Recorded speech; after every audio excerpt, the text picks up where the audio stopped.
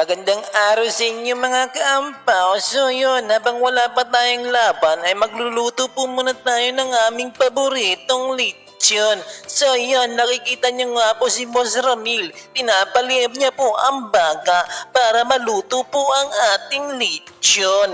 At yun nga po, ipapakita namin sa inyo kung paano namin niluto ang lechon.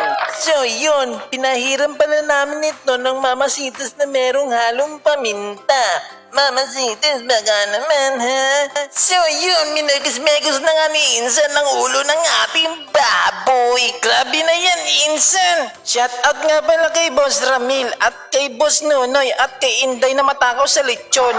So yun, balak na rin po pala namin isabay ang pata sa pagpapaikot ng ulong lechon ng aming baboy. Ano daw? Ewan ko sa'yo. Bigla nga po pala nagutom si Boss Nonoy, kaya nilutuan po siya ni Boss Ramil ng kanyang agahan. Boss Nonoy, pahingi naman dyan. Sarap naman ang kain ito. Teka muna, parang si tatay pans na ng batang ex. Uy, hindi! Papatungan niya ng lechon. At ayan na mga kaampaw, buhat-buhat na nila Boss Ramil ang ating lechon. Ilalagay na po nila ito sa apoy at lalagyan po natin ito ng bato upang patungan po ng ating lechon. At nilagyan po pala ni tatay ng bunot ng nyug ang ating apoy upang ito ay magdingas. At nilagyan niya rin po ito ng puno ng palkata. At ayan na nga po ang lechon, dumaan na.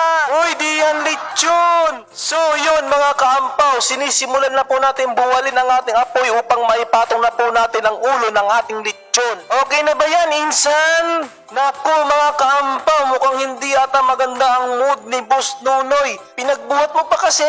So yun mga kaampaw, naisalang na rin sa wakas ang ating lechon. So yun mga kaampaw, sisimulan na nga po ito paikutin ni Boss Ramil ang ulo ng ating lechon. So yun mga kaampaw, dumating na po si Boss Kaloy at dumating na rin po si Boss Justin. Habang tuloy sa pagluluto, itong si Insan. So yun, mukhang di nagalit si Boss Nonoy.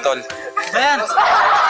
So yun mga kaampaw, naghakot na nga po pala ng panggatong sila Boss Kaloy at Boss Justin para sa ating lechon. So yun mga kaampaw, habang nagpapaikot ng lechon si Boss Nonoy ay natutulog naman po na mahimbing si Boss Ramil. So yun mga kaampaw, pagkagising po ni Boss Ramil ay nagluto po agad siya ng tinola habang di pa po naluluto ang aming lechon. Bilisan mo na yan at ako'y nagugutom na. So yun mga kaampaw, after 1 year, luto na po ang ulam nating tinola.